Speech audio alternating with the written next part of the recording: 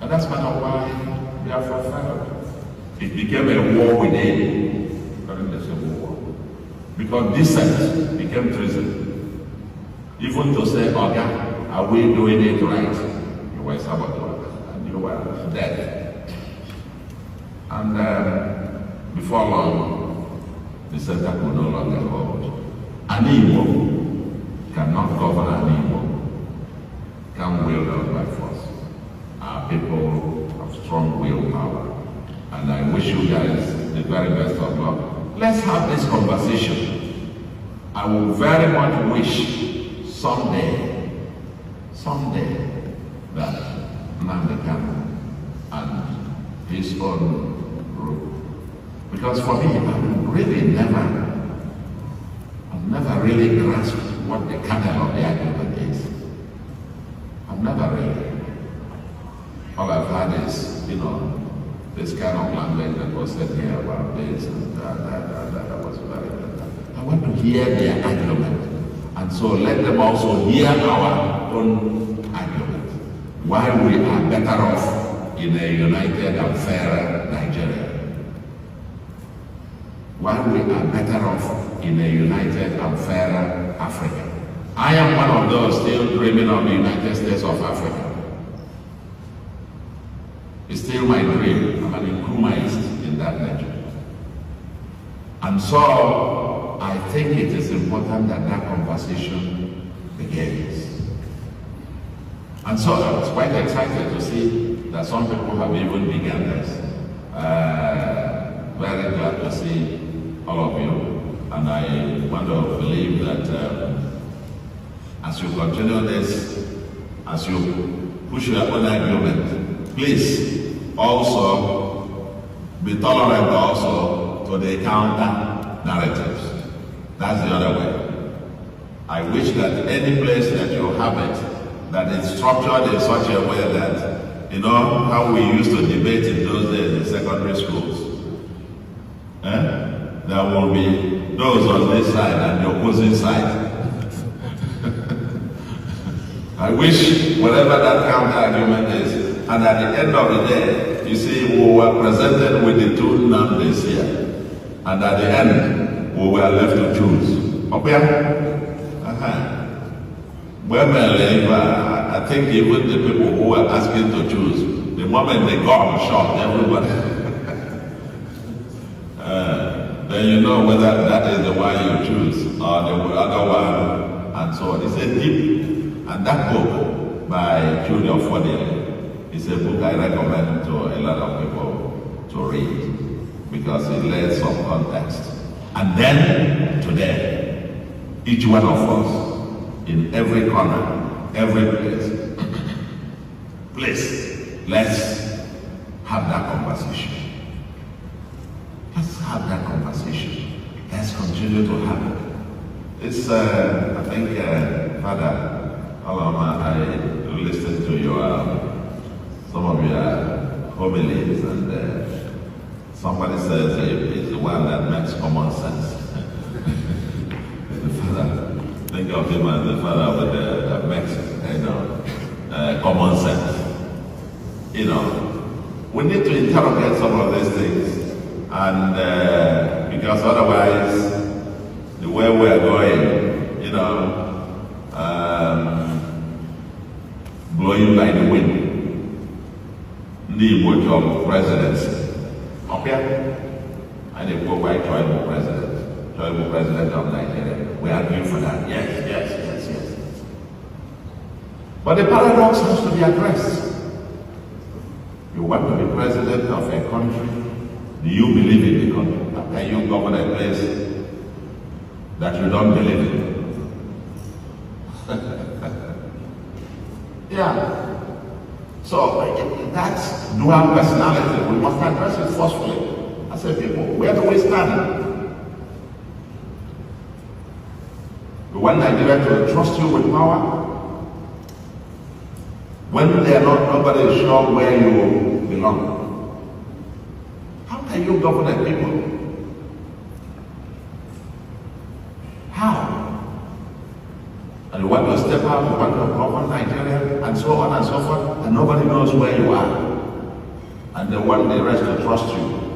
Will you trust the person? Anybody who wants to govern you and you don't know whether he's going to break up the union or not? No. These are fundamental deep questions we must confront as a people. You know, people like us, I'm not apologist, I'm not a politician. Maybe in my next word I will learn the art of politicking or speaking four sides of the mouth. In this present one, I say it as it is. We must declare where we stand.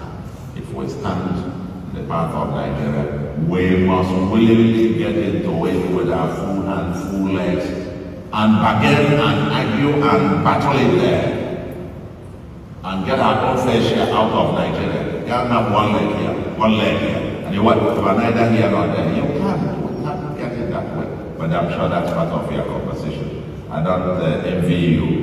Please keep on that. And what do you call yourself again? The Igbo integration movement. I'm more of one that. Got this team must be growing as well.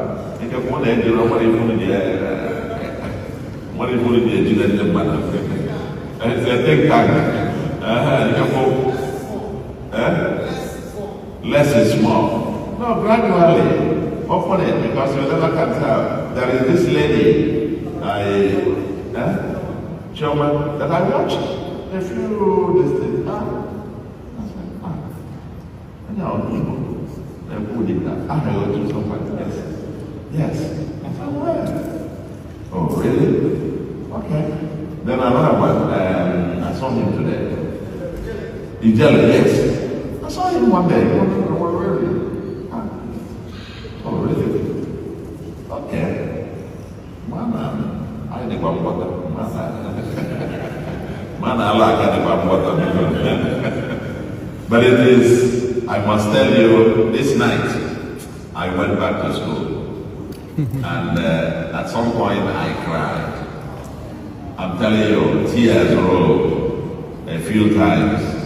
And when you guys were doing this, the dance, the drama, the storytelling, the weaving of this, I was trying to appreciate the depth of the art woven in this and the story that's been told.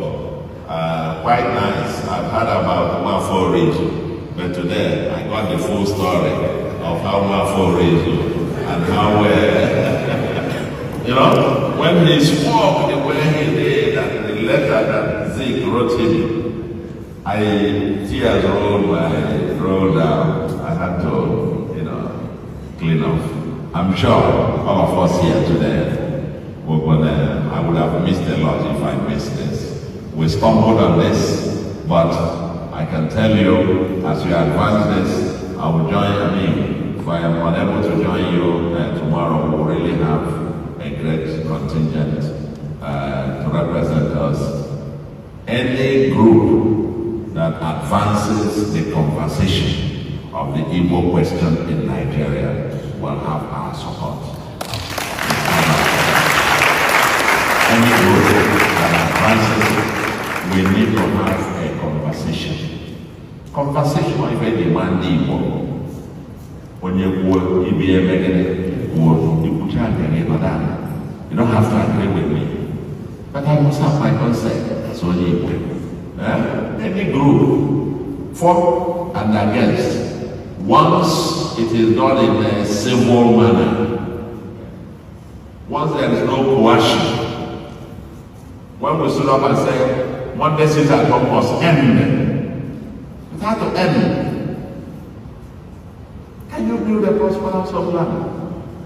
You lose 20% a year. It's madness. It's madness. So anybody, anywhere, they discuss the Igbo question, count me in. We'll support this one. I don't know what it is.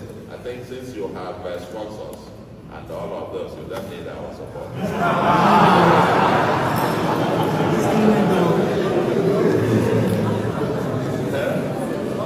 Bro,